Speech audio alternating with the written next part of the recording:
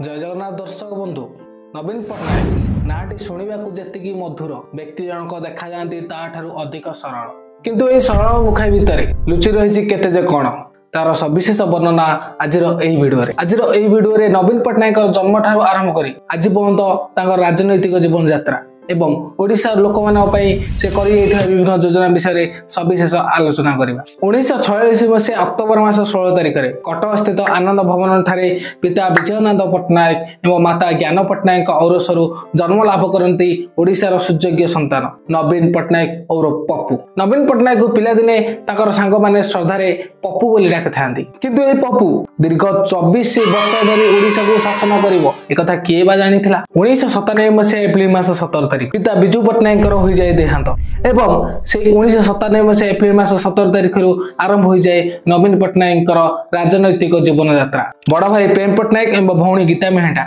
राजनीति अंशग्रहण करने राजी न 1997 मसीह साइलेंट किलर भाव राजनीति पदार्पण करती नवीन पट्टनायक। जीन्स पैंट एवं टी शर्ट पिंधुआ व्यक्ति सबुदिन पिंधती कुर्ता पायजामा। 1997 जून मासरे जनता दल आस्कार सांसद भाव निर्वाचित। 1997 डिसेम्बर मासरे निज पिता नाम एक राजनैतिक दल आंचलिक दल गठन बिजु जनता दल।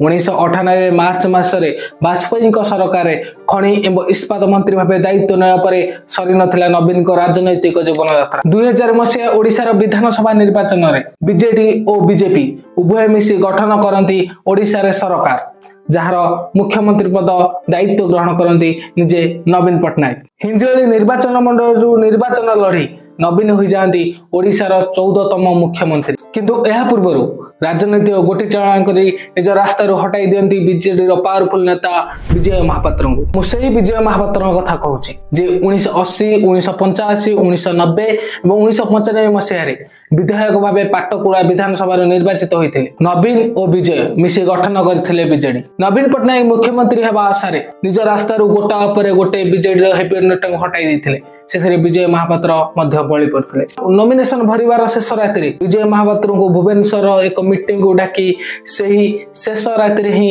नवीन पट्टनायक काटी देइथिले।